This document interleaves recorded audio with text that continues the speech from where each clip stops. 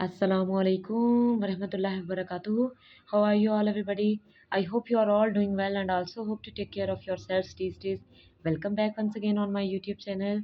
So, last video lecture, I will complete the unit number 5, full exercise named Kaleem or Mirza Zahid Darbek. I hope you can understand all the difficult chapter. Is this have any problem, any word issue, any question answer issue, any Nasr Para Khulasa Tashri issue? Write into your comment. I will resolve your issue as soon as possible. So today I will start the unit number 6 named Naam Dev Mali. एक बात जो कि मैं आपको बताना चाहती हूँ, हम अक्सर उसका नाम जो है देव पढ़ते हैं, जबकि उनका नाम देव नहीं है, नाम देव माली है। चलिए सबसे पहले पढ़ते हैं इंट्रोडक्शन कि किस मुसन्निफ़ ने लिखा है और कैसे लिखा है। देन आपको उसके बाद एक्सप्लेन करूँगी। और चूँकि हालात इन दिनों काफ़ी संगीन चल रहे हैं दोनों ममालिक के दरमियान, तो मैं एक बात ही कहना चाहूँगी कि तर्जुमा हर मुश्किल के बाद आसानी है।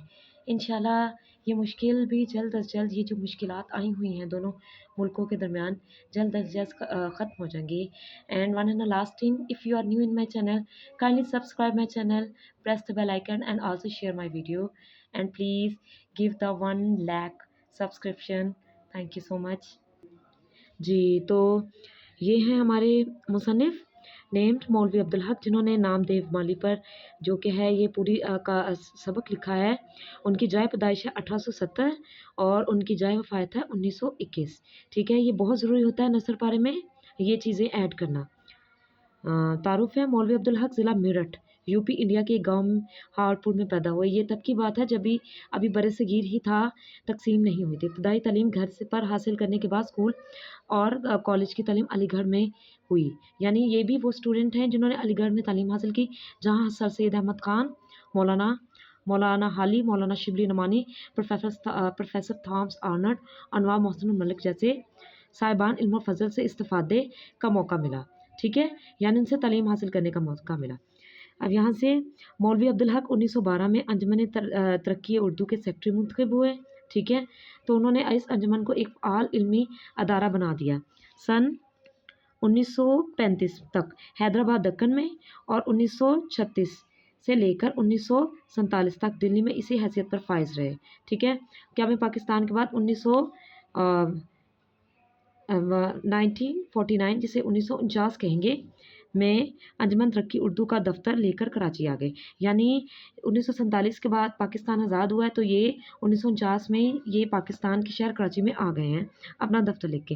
मौलवी अब्दुल हक की तमाम तर ज़िंदगी खिदमत अंसार और अज़्म इस्तक़लाल की दास्तान है, नो डाउट।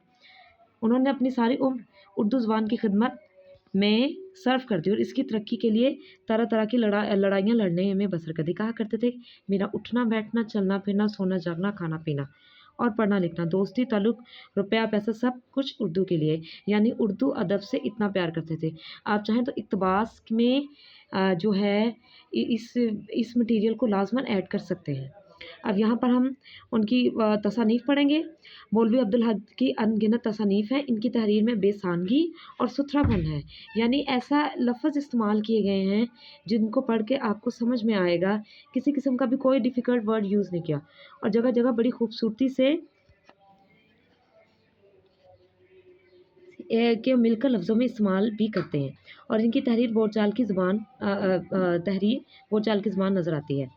चंद हम असर इनकी ऐसी तसनीफ़ हैं जिनमें उन्होंने अपने 24 हम असरों के खाके लिखे हैं। शामिल किताब खाका नाम देव माली इसी किताब से मुस्तार है। यानी ये जो सबक है नाम देव माली इसी किताब से लिया गया है। और जैसा कि खाके के नाम ही से ज़ाहिर है, ये एक ऐसे माली का खाका जिसका ओढ़ना बिछोना उसके पौधे थे। ठीक है, ये है उनका इंट्रोडक्शन जी। अब मैं यहाँ से ये जो हमारा चैप्टर नंबर 6 है, सबक नंबर 6 नाम देव माली, इसके मुकासदे तदरीस पहले आपको उनसे आगाह करती हूँ। तलबा को खाका निगारी के फ़न से रोशनास करना। आपको जो है मुसन्नफ़ के खाके से तो रोशनास करवा दिया गया है, उनके इंट्रोडक्शन से भी। अब नामदेव माली के पूरा चैप्टर होगा। तलबा को आगाह करना कि कौमी ज़बान उर्दू की तरवीज अशात के हवाले से मौलवी अब्दुल हक की बेपनाह खदमात हैं, जो कि हम पढ़ चुके हैं, और इन्हें इसी बिना पर उन्हें बाबाए उर्दू का लक़ब भी दिया गया है। 3 तलबा को बताना कि वही शख्स चाहे वो किसी दर्जे का हो, अज़ीम होता है जो मेहनत और मशक्क़त का धनी हो। ठीक है? यानी मेहनत और मशक्क़त से करता हो। तलबा को तफ़हीम इबारत और गैर हकीकी तज़कीर व तानीस के चंद अहम मसूलों से रोशनास करवाना। गैर हकीकी तज़कीर व तानीस यानी मुज़क्कर मुअन्नस गैर हकीकी। ठीक है? हाँ जी, यहाँ से हमारा चैप्टर स्टार्ट हो रहा है। नामदेव मकबरा राबिया दुर्रानी औरंगाबाद दक्कन के बाग में माली था। ठीक है? नामदेव माली ज़ात का ढेर जो बहुत नीच कौम ख्याल की जाती थी, यानी उस दौर में ना कौमों का इम्तियाज़ था। नीच ज़ात को नीच ज़ात कहते होते थे, बुलंद ज़ात को बुलंद ज़ात कहते थे। ऐसा बहुत ज़्यादा ना था। कौमों का इम्तियाज़ मसनूई है और रफ्ता रफ्ता नस्ली हो गया। सच्चाई नेकी हुस्न की मिरास नहीं, ये खूबियाँ नीची ज़ात वालों में भी ऐसी ही होंगी जैसे ऊंची ज़ात वालों में होंगी। ठीक है? अब यहाँ से हमारा स्टार्ट होता है चैप्टर के कैस हो, कोहे कुन हो या हाली। यानी कैस लैला मजनू में जो मजनू है उनका नाम कैस है, कोहे कुन बादशाह, और हाली आशिकी कुछ किसी की ज़ात नहीं होती, किसी की ज़ात नहीं। यानी अगर आपको कोई इंसान इखलाकी तौर पर अच्छा लगे तो आप उसकी ज़ात को नहीं देखते हैं। यही बताया गया है इस कहानी में, इस सबक में। मकबरे का बाग मेरे निगरानी में था। अब यहाँ से मौलवी अब्दुल हक साहब की जो है ऑब्ज़र्वेशन शुरू हुई है नामदेव माली पर, क्योंकि वो निगरानी करते होते थे और वहाँ पर बैठ के, और मैं ये आपको पहले ही इस बात को कन्फर्म कर दूँ कि ये स्टोरी इमेजिनेटिव नहीं है, क्रिएटिव है और ख़ुद देखकर ऑब्ज़र्व करके लिखी गई है ये सबक। मेरे रहने का मकान भी बाग के अहाते में था। मैंने अपने बंगले के सामने चमन बनाने का काम नामदेव के सुपुर्द कर दिया। यानी यहाँ से उनकी ऑब्ज़र्वेशन स्टार्ट हुई। अब उन्होंने बताना है कि नामदेव माली किस तरह के इंसान थे। मैं अंदर कमरे में काम करता रहता था। मेरी मेज़ के सामने बड़ी सी खिड़की थी, इससे चमन में साफ नज़र आता था। यानी वो खिड़की से बैठ के जो है नामदेव माली को ऑब्ज़र्व करते थे। लिखते लिखते कभी नज़र उठाकर देखता तो नामदेव को हमतन अपने काम में मसरूफ़ पाता था। यानी नामदेव माली को दुनिया के आने या जाने से कुछ नहीं होता था, क्योंकि उसकी ना कोई औलाद थी, ना वो ना उसका कोई ख़ानदान था। तो वो पौधों को ही अपना ख़ानदान, पौधों को ही अपनी औलाद समझता था। अब यहाँ से मैं स्टार्ट करूँगी। अब मुझे इससे दिलचस्पी होने लगी, जहाँ तक कि बाज़ औक़ात अपना काम छोड़कर इसे देखा करता।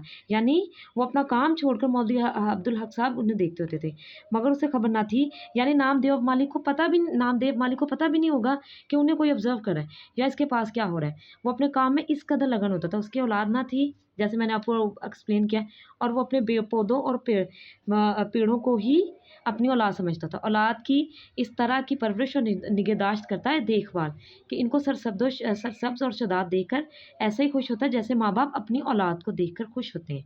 अब आपको समझ में आ गया कि नामदेव माली किस पर्सनैलिटी के मालिक हैं। अगर नेक्स्ट उनकी जो पर्सनैलिटी है वो मैं आगे आपको एक्सप्लेन करती हूँ। ठीक है? यहाँ से मैं स्टार्ट करूँगी। बागों में रहते-रहते इसे ऐसी जड़ी-बूटियों की शिनाख्त हो गई थी कि ख़ासकर बच्चों के इलाज में इसे महारत थी। ठीक है? वो बच्चों का इलाज भी कर लेता था जड़ी-बूटी बाग में रह और दूर से लोग उसके पास बच्चों का इलाज करने के लिए आते थे। वो अपने बाग में ही जड़ी-बूटियाँ लाकर बड़ी शफ़क़त और गौर से उनका इलाज करता। कभी-कभी दूसरे गाँव वाले भी उसे इलाज के लिए बुलाते थे। ठीक है? यानी उसे जड़ी-बूटियों का इतनी शिनाख्त हो गई थी, वो मुफ़्त इलाज करता, कभी किसी से कुछ ना लेता। वो खुद भी साफ़-सुथरा रहता था और ऐसा ही कि अपने चमन को भी रखता था। इस कदर पाक-साफ़ रसोई का चौका, जैसे बावर्ची खाना, ठीक है? रसोई का चौका। क्या मजाल जो कहीं घास-फूस या कंकड़-पत्थर पड़ा रहे। रोशें बाकायदा थानोले दुरुस्त, सिंचाई और शाखों की काट-छाँट वक़्त पर झाड़ना, नहारना, सुबह-शाम रोज़ाना, यानी झाड़-पूंछ करना। बाग के दरोगा निगरान आला, ठीक है? उनका नेम क्या था? अब्दुल रहीम फ़नीसी। खुद भी बड़े कारगुज़ार और मुस्तैद शख़्स थे, यानी बहुत ज़्यादा टाइम टेबल के वक़्त के पाबंद थे और दूसरों से भी खींच-तान कर काम लेते थे।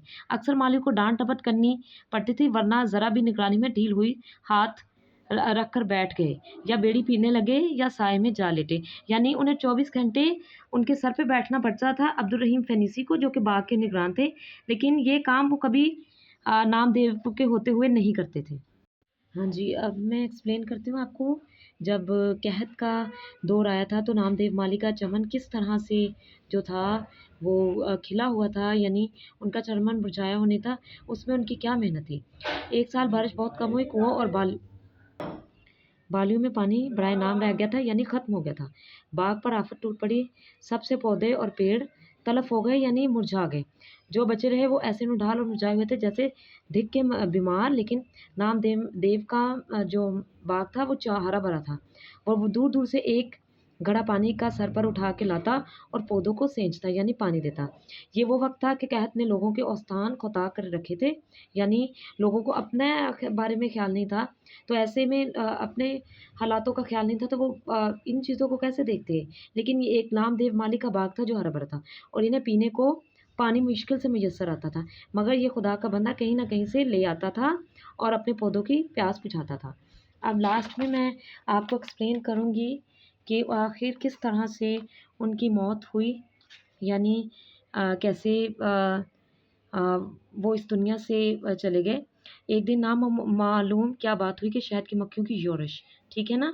उनका एक मक्खी लगा होता है, ठीक है? वो हुई, जिससे सब माली भागकर छुप गए। नामदेव को खबर भी ना हुई कि क्या हो रहा है, और बराबर अपने काम में लगातार लगा रहा। उसे क्या मालूम था कि क़ज़ा उसके सर पर, यानी मौत उसके सर पर खेल रही है।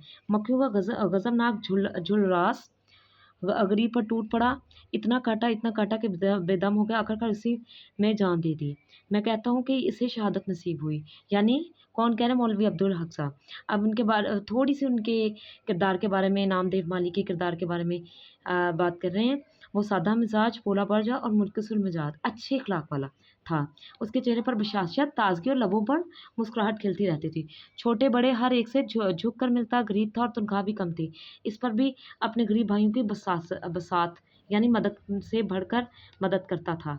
काम से इश्क था, और आखिर काम करते-करते ही दुनिया से रुखसत हो गया। So viewers, today I will complete this video. Is this have any question, any word issue, any tense issue, paragraph issue? Write into your comment. Take care of yourself. See you in the next video. Allah Hafiz.